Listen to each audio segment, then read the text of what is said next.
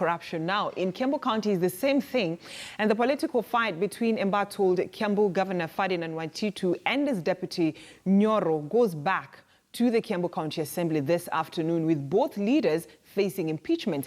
Now, the motions of impeachment against the two leaders are set to be discussed this afternoon.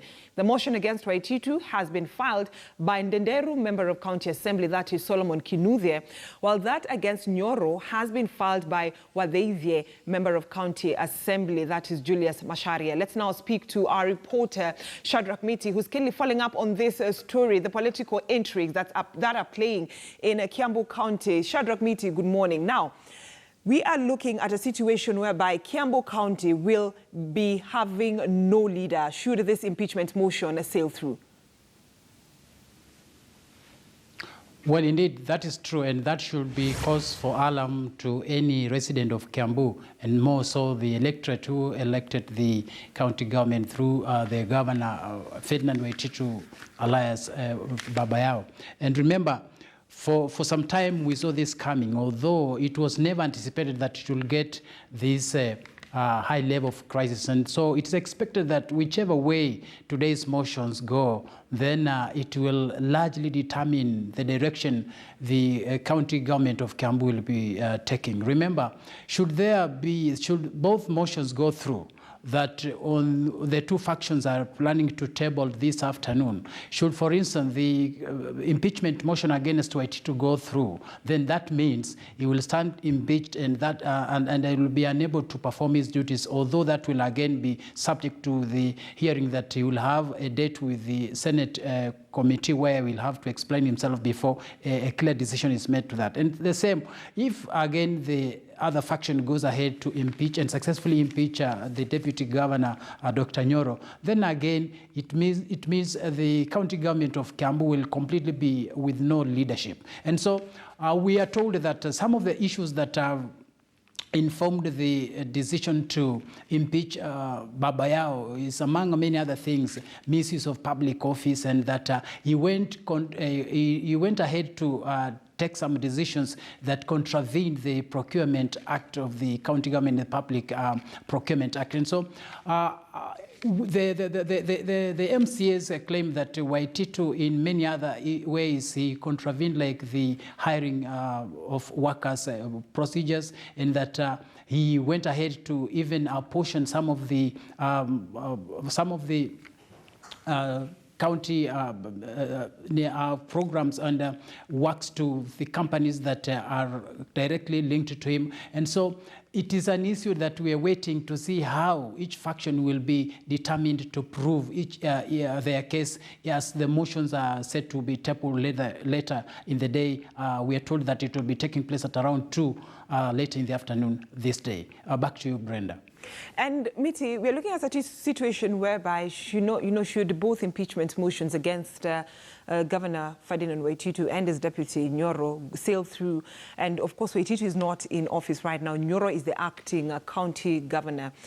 Will this motion against Nyoro and Waititu be taken to the Senate for deliberation before a final decision is made?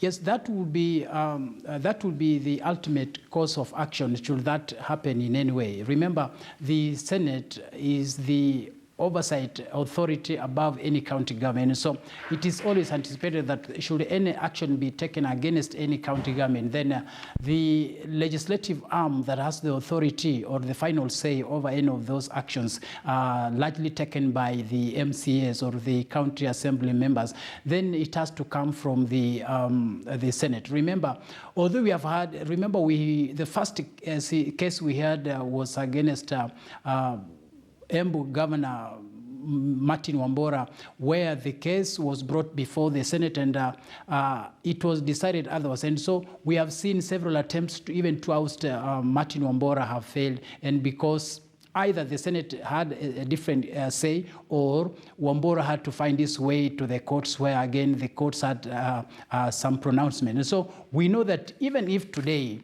the impeachment motions may go through of either party, the Senate has a bigger say over any of the two decisions, but again, the two individuals have a reprieve where they will be seeking a recourse should there be any decision taken against them in the courts of law. And so we are just hoping that whatever action is taken today, it will not be the one that plunges the entire county government of Kiambu and the entire Kiambu County into crisis, that there shall not be any reasonable or any meaningful progress that is taking place. Remember, one of the things that have been happening, even as this political bickering between Waititu and his deputy have continued for some time, is that it has not been so easy for service delivery to take place, because remember, Nyoro is in charge, but there are only a few things he can do. And on the other hand, the courts declared that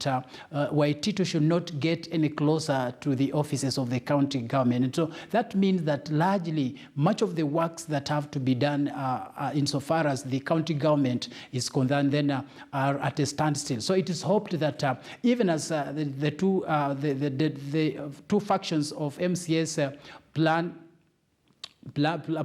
to impeach either side, it is anticipated that a quick decision will be taken so that now at least normalcy is returned at Kiambu county government and the entire Kiambu county, so that the people may continue enjoying the services as it is expected.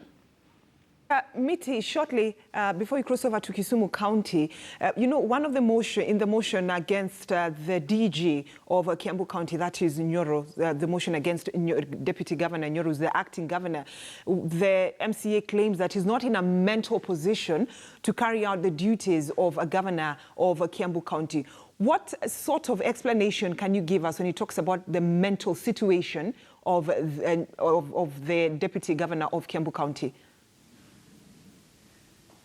Of course, we know that is one of the reasons the law stipulates that for a governor or his deputy to be impeached and disbarred from performing his duties, one of them, it has to do with his mental situation. And so we are hoping that in the tabling of that motion, the MCA responsible for the submission of the same will be in a position to give a medical report over the same, because mental situation is not a political declaration that one can just wake up today and declare about the same.